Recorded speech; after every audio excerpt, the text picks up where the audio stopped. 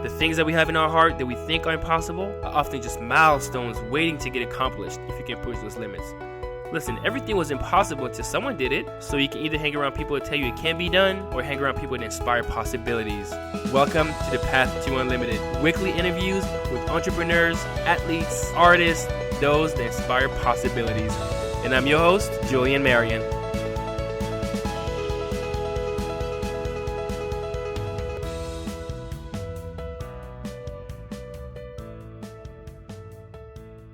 Today, I have Evan Carmichael. If you just go on YouTube and type Evan Carmichael, you will most likely see who he is.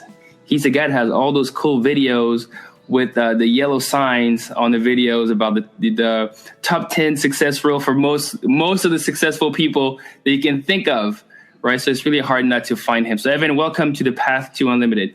Thanks for having me, man. Well, again, I'm really excited about this interview. I know that we were supposed to have it last week, but the Canadian weather did not play in our favor.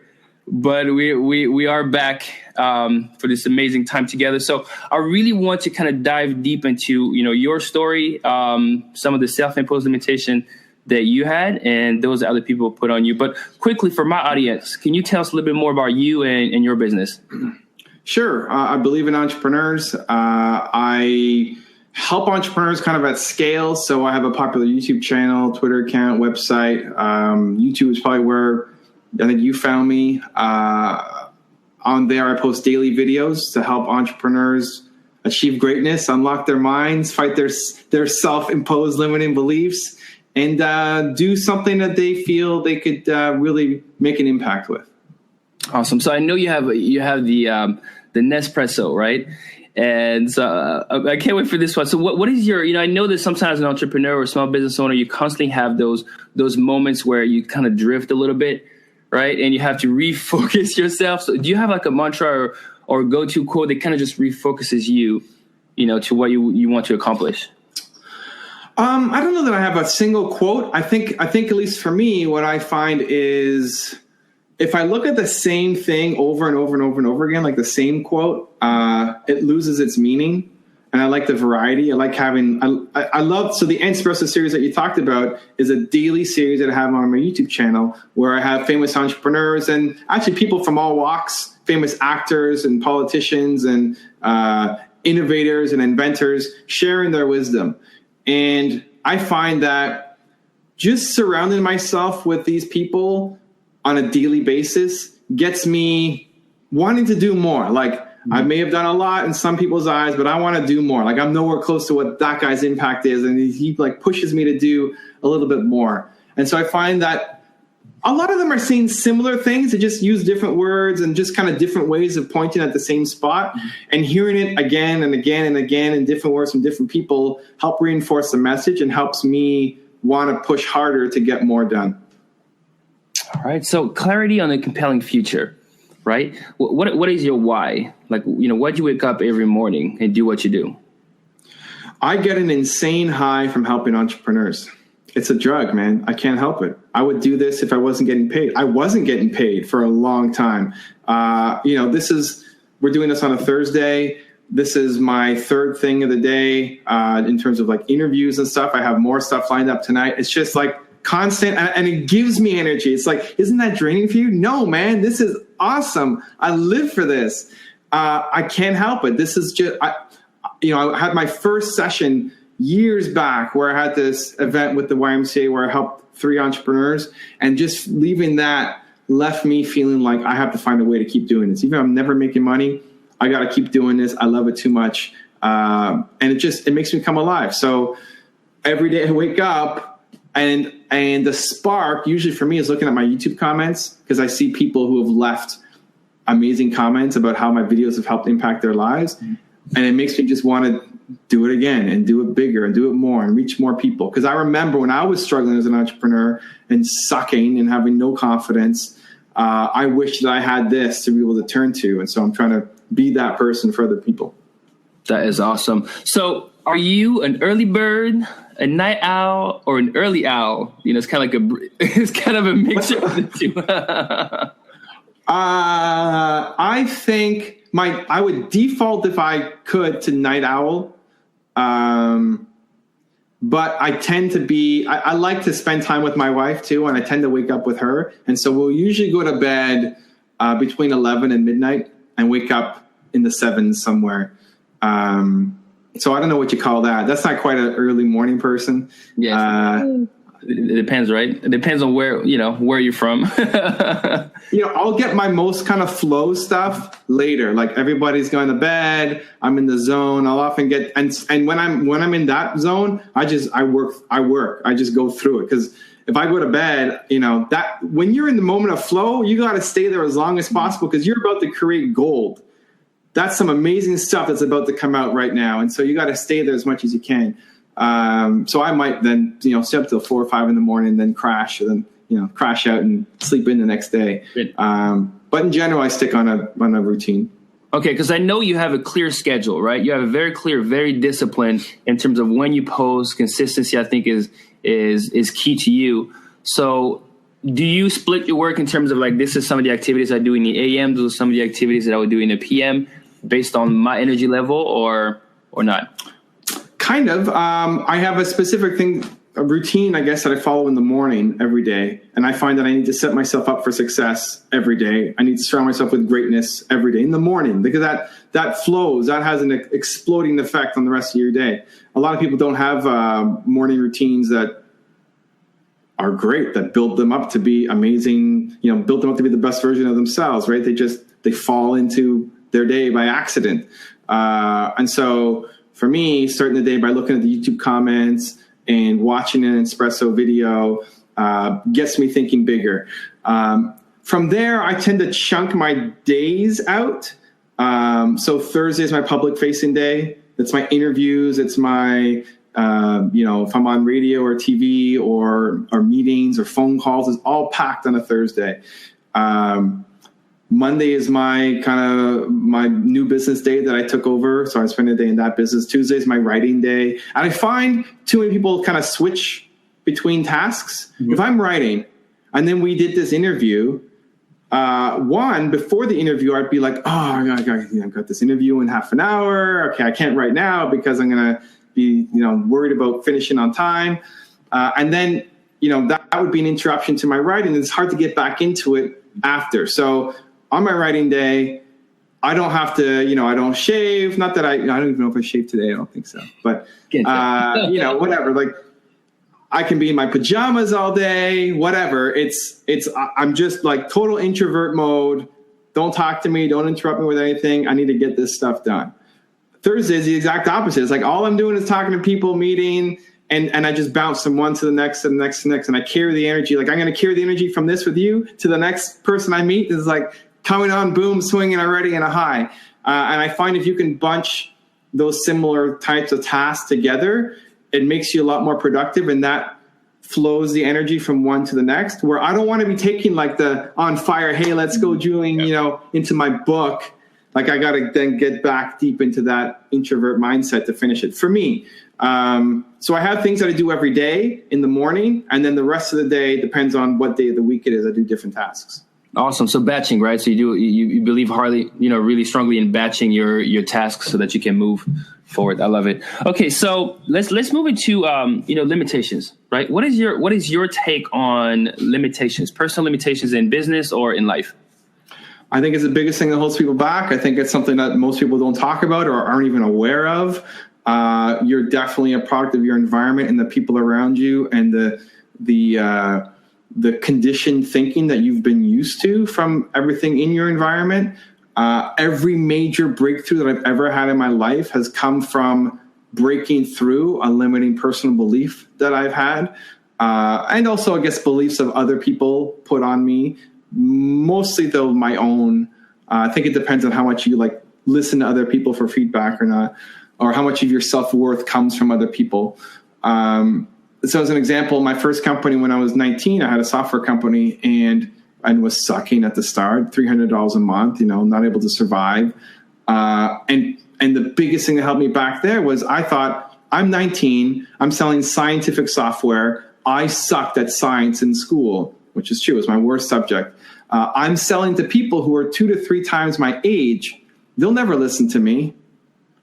And I told myself that story and was just unconscious of it. Like most of these beliefs you have are unconscious. It's not something that you actively are aware of. You telling yourself, for the most part, they're unconscious. And it wasn't until I broke through and realized that they don't care how old I am. They don't care what I studied in school. All they care about is, can I help them with the problem they're facing? And it was yes, like I could. Our software could actually help them. And so that started opening up conversations and started getting some sales. In my business now, one of the biggest limiting beliefs I had was when brands started approaching me. I remember Microsoft was one of my first clients. And I was all happy and excited. Well, Microsoft wants to work with me. I said, well, who am I to work with Microsoft? Like, I'm one guy. Microsoft has huge budgets and insane number of teams. And what can I offer Microsoft? And then I realized after talking to them, like, oh, I can offer a ton. I can offer a ton to these guys. And so I think we hold ourselves back a lot from these projects that we could do because of the story that we tell ourselves. And the first step is having awareness of that challenge, awareness that we're holding ourselves back, awareness that we're not kind of blaming somebody else for why we can't do this, or blaming our circumstances, or blaming our government or the economy or your education or whatever. Because as long as you tell yourself that story, you're always going to be held where you are. So what was a clear action step that you took? Because obviously you acknowledge, right, that, okay, listen, this is me doing this to me. Nobody told me that, that, hey kid, you're really young. Like, what do you know about this? But it was you. So what did you do to be able to kind of just take yourself out of that, self-imposed limitation? As a general practice for a good chunk of my life, I've tried to figure out whenever I feel uncomfortable, mm-hmm. to not just shy away, but to try to beat it somehow. And this still happens. Like you don't like, this is for almost everybody. You always have limiting beliefs. And then you just expand your box. Right now you're playing like this box and you're playing this box and it just keeps growing, but you still have these walls. And as an example, like I've been doing this for 10 plus years of actually like thinking about this stuff. But the other week I'm walking to my salsa studio, since you have a salsa studio, or not a salsa, you got a dance studio. I'm walking, I got beats on, right? I'm like dancing on the street and taking the side streets. And then I get close to the main street, right? And there's people there. So instead of being like this, I'm like, ooh, slow it down. Hey, let's chill a bit, right? Not doing like crazy stuff on the street. And most of the time, for most people, that's just an instinctive reaction, right? That's just, that's what happens. You don't even process that was a limiting behavior, right? Like, what do I care what these people think, right? I'm in my zone. I'm happy. I'm grooving. And now I'm going to stop because these people are looking at me. I'm not going out of my way to make them feel bad or like put something in their face. I'm just trying to be me. And when I realized that, this was like last week, 2 weeks ago, I said, okay, this is uncomfortable for me. I'm going to do it. So then as soon as I had that thought, as soon as I saw myself slowing down, like, no, turn it up. And then I'm back in like middle of the street, just doing my thing, dancing and moving. And the more you practice it, the more you build that muscle of breaking through those limiting beliefs, those limiting behaviors, the easier it is to catch again. The biggest problem is awareness. Most people don't even know what's holding them back. So as soon as you can catch it, then it's having the guts to do something about it. Because if you don't, then you live in regret. Then it's like, I wish I didn't do that, right? I wish I had the confidence to do it, because in the moment you were too scared to actually take action on it, right? And so awareness, and then have the guts to do something about it. Even something small gives you the little bit of strength to do something bigger the next time and bigger the next time. Yeah, I have a big thing that I talk to all my coaching clients, which is, what are 3 things you can do right now to move you closer, to whatever the goal that you have? Because it doesn't matter how, say it's write a book, right? So many people have a book inside. That's my belief. Like, you all have a book inside of you, but most people are like, I'm not a writer. Like, I can't do this. So it's like, what are 3 steps you can do? Maybe it's just write a title, open words, put like 5 words, right? Just 5 words in. But the more you take little action, then you have the compounding effect that comes in and it moves you, closer. So let's kind of shift gears in terms of other people, right? Because we know you have, I think you like to call it the little man, right? Little man. You have the little man, the little man. So give us a time, like, trying to be as descriptive as you can, a time where the little man came in and really trying to stop you, or just, change who you are? And what I'll tell you the story of how I came up with the little man. There we go. Little man is a real dude. He's a real dude in my life. But the story of the little man is just for context. I believe that as entrepreneurs or as somebody who's trying to live an unlimited life, you're a gladiator. You wake up every day. You go to fight for your dream. You're trying to make it happen. You're going to make mistakes. You're going to fall down, and a lot of it is in a public arena, right? Like people are watching you fail and fall and suck at stuff. And you still get up the next day and you go fight again, right? That's what you do. You fight for your dream. You want to live in that unlimited life. It's not just handed to you. You got to fight for it. The little man is the guy or girl up in the stadium who's just watching, who's just laughing, who's like throwing popcorn at you, who's like joking to their friends, who's too afraid to get up and do something themselves, to be a gladiator. Instead of being a gladiator chasing their dreams, they're just going to crush everybody else because maybe at some point back in their life, they tried to do something and it didn't work. And so now they have to bring everybody down around them. And we all have a little man in our lives. And often it's ourselves too. Like you are your own little man. That's the self-imposed stuff. The story of my little man was I was trying to get going on YouTube. I was trying to build up my audience. I wanted to have a bigger impact, reach more people. And I collaborated with somebody and I made a 6-minute video. And I sent it to a guy who was in the industry, who did a lot of videos, who had a lot of success, way more experience than I had. I was just getting started. And he said that no video should be longer than 6 minutes long and that this video will not work and that I didn't understand how the internet worked and all of this stuff and like really like strong language and that I should not post this thing. I should cut it down. And, I had already learned, I think, enough from my past and from other people kind of injecting on them, on their ideas on me that I know that if I like something, if it made me feel something, it's got to have an impact on other people. So you know what? This video moved me. I love it. I'm proud of it. I'm going to put it up. So screw you. Like I wouldn't say that in that language, but I don't know if that's safe for your podcast either. You can beep that in. Screw is sometimes you never know. You get on TV, you see that, then I get screwed. Cut, take 2. I get excited. Sometimes a little man is somebody who does no experience, right? Like it's your next door neighbor who's like, who hates their life. And so they're going to bring your life down. And those people are easier to ignore. Like it might be a little bit harder on the emotional side, but you can say, well, that person's never done what I want to do, so why should I listen to them, right? You have a guidance counselor at school, too, who might be telling you to do something. If they've never done it, how can you listen to them? Or if your parents are saying, you can't do this, well, have you done it? How do you know what I can and can't do, right? If they haven't done it before, then it's a lot easier to shrug off their opinions. But this guy had done it. Like, he's had success. He just did it a different way. And so it takes a lot more guts and courage, I think, to push away somebody's opinions who has had success in that industry. Anyway, and so the joke between him and his business partner, where they used to call each other little man, and they're both short. And so like they would call each other little man on the street and hey, little man, hey, little man, hey. It's like, this is perfect. I'm just going to call him.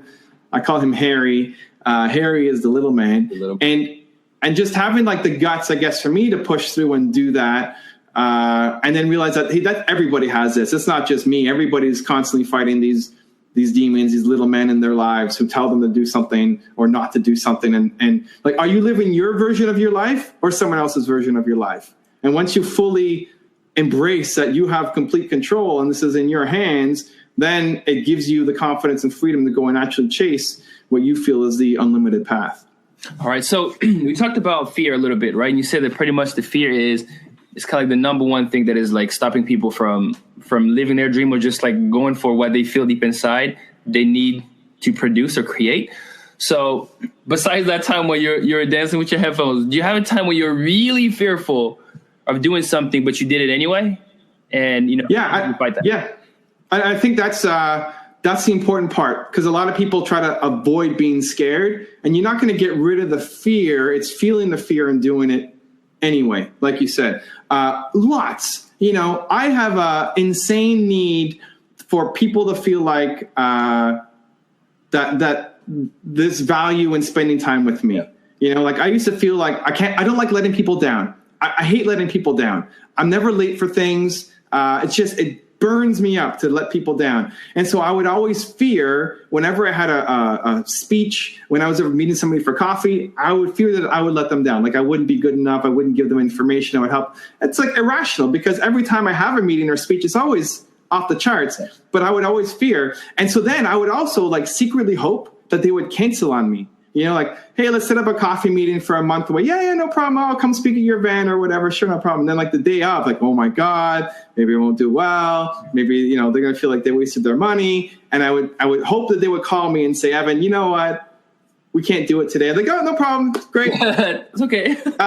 But it's like, it's self-destructive because this helps my mission, right? It doesn't make sense. This is what I want to do. I want to help inspire people. I want people to believe in themselves.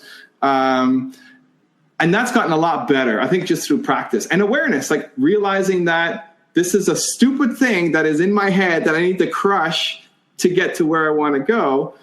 Even meeting an entrepreneur, like meeting a startup entrepreneur for coffee to talk about her business, I would secretly hope that she would cancel on me because I didn't want to let her down with the information. Even though I come out of it, she's super pumped, on fire, tons of ideas. I gave her a lot of great things to work with.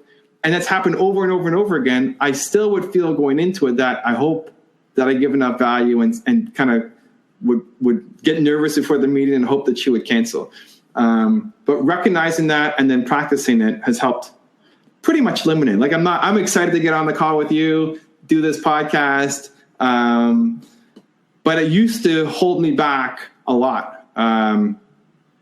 And I'm glad that I broke through that. I think a lot, even people that, I think Tony Robbins was talking about that, how although he's been talking, forever, to like audiences of like tens of thousands, sometimes like, huge, he still has that right before he goes, where his heart is just like, pounding. It is just like the story that you tell yourself based on that. My heart is pounding. You might tell yourself like, okay, am I going to just like be there, just be blank? If it's his first speech or keynote that you do versus, okay, my heart is pumping. Okay, I think I'm ready, right? I think I'm ready. I'm about to deliver. So kind of the story that you tell yourself based on the same feeling that you have. So, all right, so let's go into an action plan, right? So I know you have your mastermind. So I will say that you also a coach. You do coach people, right? So what would you tell someone that is limiting themselves or allowing other people to limit them, right? Let's say YouTube, right? Because let's say YouTube, it is your expertise, right? In YouTube, let's say, what would you tell someone that's limiting themselves in getting on YouTube and growing? What kind of action plan would you give them? First off, I would let them understand that this is normal. It's normal. Like we all have it. Everybody is super scared, whether it's getting on YouTube, whether it's doing whatever goal you have. We don't like to share that we are vulnerable and that we are afraid of things. Even to most of our friends, you meet up with your friends for beer. You don't start off by saying, man, I'm really afraid of this YouTube thing that I have coming up, right? You're just talking about sports or talking about your friends or whatever. So one, it's normal. Like this is okay. I went through it. I still have other things I'm working through. And so that's great. The next thing is try to catch yourself in the moment. So whenever you're feeling, so I would try to work with them like right now. Okay, you're feeling that right now. Recognize this feeling. And then let's take some kind of action step towards attaining it. Like what's the worst thing that's going to happen? I had a friend of mine who it took me a year to get him onto YouTube. And his biggest thing was he was afraid what his friends would think on Facebook. Like if I post this on YouTube and my friends see it on Facebook, they're gonna make fun of me or they're gonna tell jokes. And it's really your friends are gonna do that? You think they're actually gonna do this? Because they're not, but it's like this irrational fear. And so I managed to convince him in one session that, okay, we're gonna do it. I took out my camera, I filmed him.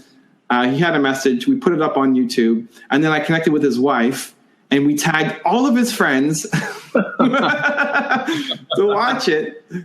And all of the comments were all great. Like it was all really like, oh, you should keep doing this. Good job. I can't wait to see your next video. And then that was like that broke the belief. That expanded his box. And he's got other boxes, other things he's got to work on. But that expanded his box. And I was been posting regularly for the past 6 months on YouTube. And so it's, one, recognizing it's normal. 2, try to identify yourself in that moment of having that anxiety and fear. And then 3, taking some kind of action to break through and build some momentum towards achieving your goal. Okay, Evan, I get it. Like, you want me to go on YouTube and fight that fear, but you don't get it. Like, I really have limitations. Like, I'm afraid. I'm afraid of seeing my face on the camera and speaking, right? So, like, I don't know how to do it. Like, I'm really afraid. This is real. This is not fake. This is real. Yeah, is this you? You're afraid? No, this is the person telling you. Oh, okay. Like, hey, you're pretty good on camera, bro. Well, okay, so 2 things. One, I would think about what's the goal that you want to accomplish, right? Like, what is the impact you want to have? What's your mission? Tie it into something bigger, right? And make that thing bigger than what's in front of your face right now. Like, my goal is to reach a billion entrepreneurs. The way I'm going to do this through YouTube. So I have to conquer this thing to help me get to where I want to go. And then that helps me move on. A side note to that is trying to remember previous times that I've done it and hopefully worked out, right? I had some success with it, right? So if I'm meeting with somebody and I'm worried about it, like, well, I've done this a couple times before and it was always great. So why am I still afraid of it? That's for like the recurring things. I'll throw a curveball at you. Maybe you shouldn't, like, if it doesn't support this big long-term thing of yours and it's just a fear, maybe you don't need to work on it. Maybe you should do something else. As an example, I'm afraid of heights, right? I don't have a need to break that fear. I'm okay with not going bungee jumping or skydiving or, going on the edge of the CN Tower and looking over, I'm sure I saw you on the countertop in your kitchen. I could do that. That's the max. So, like, is that a productive fear for me to want to crush? No. Speaking in front of a stadium of people? Yeah. Like, that's going to be scary, but one that I need to do because it helps me accomplish my mission. So, why do you want to do YouTube? Why do you want to do this scary thing that's in front of you? Does it support some bigger vision? Does it support your unlimited path in front of you? Or is it just something that somebody told you to do and you're too scared to do it? And so maybe that path doesn't actually support you and you want to go a different way. All right. And side notes, whenever I mentioned Evan on his kitchen counter, because there's a video of Evan goofing off on top of his kitchen counter. So you can go and kind of find the archive, that video. All right. So as we wind down, let's go some rapid fire. All right. So what do you think is the one habit or quality responsible for, your success right now? Believing in myself. Believing I can do it. Believing in what I'm doing. Believing it's going to work out. All right. What is the one online resource that makes you unlimited? This is going to sound really egotistical, I think, but my own videos. Like, I made the videos for me. I'm glad that other people enjoy them and get value from them, but I made them for me. I wish somebody else actually did them because I need that daily motivation. So it's the videos are selfish creations that I shared with others. What is one book that you would recommend that kind of changed your life? The book that I would probably recommend is out of print. It's called Radicals and Visionaries. It was basically what my YouTube channel does, but before YouTube. It's success stories of famous entrepreneurs in 3 to 4 pages. And I would read a story every morning to help me get motivated and get ideas. One that's still in print, the 4-Hour Work Week had a huge impact on me, more in terms of productivity and scheduling and timing, some of the things we talked about earlier today. Awesome. So, Evan, if you were unlimited, could not fail. I am, bro. I am unlimited. What would you do in the next 7 days, Evan? What are we going to do in the next 7 days? You can fail.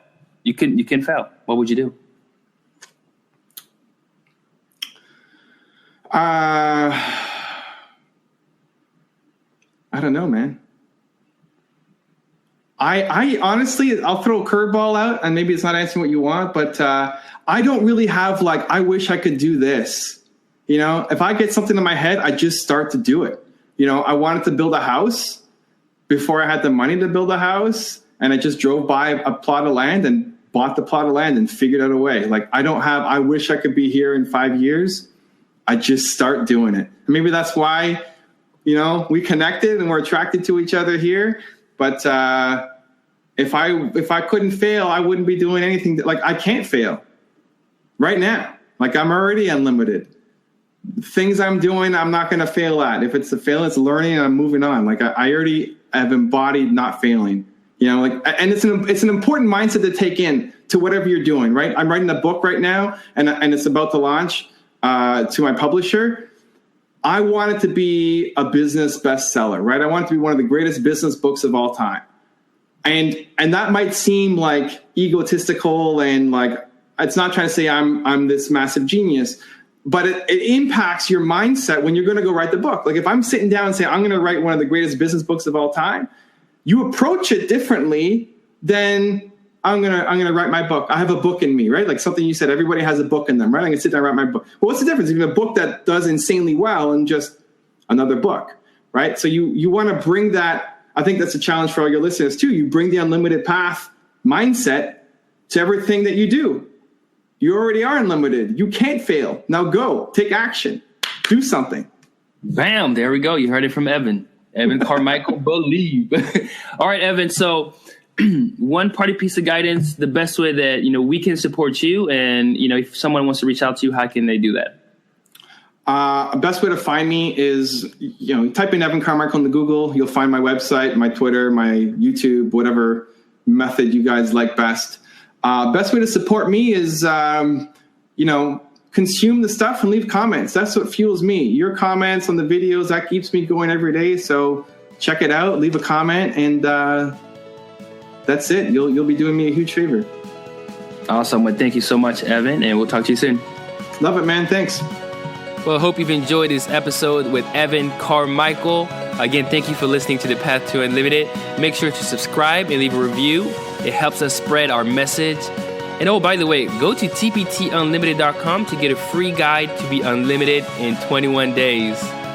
See you next week for another episode of The Path to Unlimited. And continue to accept compliments from everyone, limitations from no one. Love you. Bye.